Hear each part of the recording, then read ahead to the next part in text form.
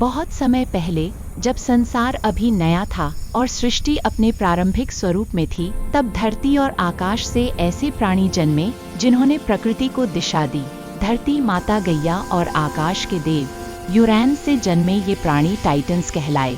Titan साधारण देवता नहीं थे, वे उन शक्तियों का जीवित रूप थे जिनसे ब्रह्मांड चलता था। कुछ टाइटन समय की गति को नियंत्रित करते थे, जिससे अतीत, वर्तमान और भविष्य एक क्रम में बहते रहे। कुछ स्मृति और चेतना के रक्षक थे, ताकि संसार अपने अनुभवों को याद रख सके। कुछ महासागरों की गहराइयों और लहरों के स्वामी थे, तो कुछ प्रकाश और ऊर्जा की शक्तियों से जुड़े थे। जब टाइटन्स ने संसार में स्थान लिया, तब प्रकृति ने पहली बार संतुलन महसूस किया। इन सभी में सबसे शक्तिशाली था क्रोनोस। क्रोनोस समय का स्वामी था। समय उसके लिए केवल बीतने वाली धारा नहीं था, बल्कि एक ऐसी शक्ति थी जिसे वह मोड़ सकता था। उसकी उपस्थिति मात्र से ही यह स्पष्ट हो जाता था कि वह अन्य टाइटन्स से अलग है। समय स्वयं उसके आदेशों का पालन करता था। लेकिन जैसे जैसे टाइटन्स की शक्ति बढ़ी, वैसे वैसे आकाश के देव यूरैनस के मन में भय जन्म लेने लगा। यूरैनस को यह डर सताने लगा कि उसके ही बच्चे एक दिन उससे उसका स्थान छीन लेंगे। यह भय धीरे धीरे उसके निर्णयों को प्रभावित करने लगा।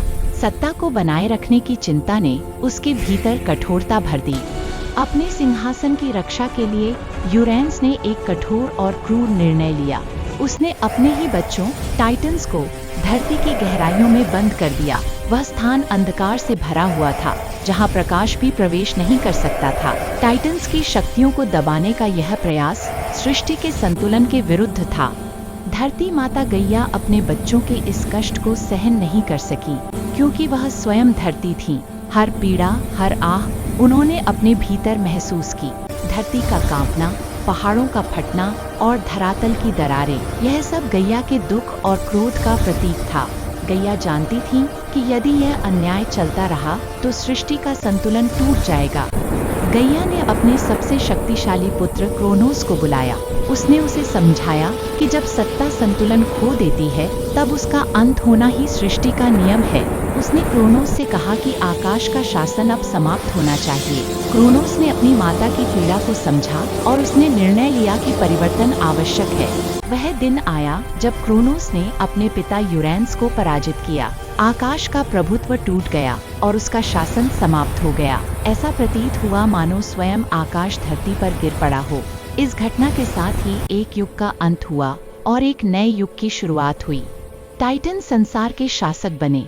यह टाइटन्स का युग था, एक ऐसा समय जब प्राचीन शक्तियों ने सृष्टि को संचालित किया। क्रोनोस ने शासन संभाला। प्रकृति शांत हो गई, धरती फलने फूलने लगी और समय एक निश्चित क्रम में बहने लगा। संसार में स्थिरता दिखाई देने लगी। लेकिन सृष्टि की धारा में एक भविष्यवाणी अब भी छिपी हुई थी। कहा गया था कि जैसे क्रोनोस ने अपने पिता को सत्ता से हटाया था, वैसे ही उसका अपना पुत्र एक दिन उसे पराजित करेगा। यह भविष्यवाणी समय के साथ मौन रही, लेकिन उसका प्रभाव धीरे धीरे क्रोनोस के मन में उतरने लगा। इस भय ने क्रोनोस को बदल दिया। वह असुरक्षित और कठोर होने लगा। वह अपने ही भविष्य से लड़ने लगा, यह सोचते हुए कि वह भाग्य को नियंत्रित कर सकता है। और यहीं से देवताओं और टाइटन्स के बीच उस महान संघर्ष की नींव पड़ी, जो आगे चलकर पूरे स्वर्ग और धरती को हिला देने वाला था। यह संघर्ष केवल सत्ता के लिए नहीं था, यह संघर्ष सृष्टि के भविष्य के लिए था।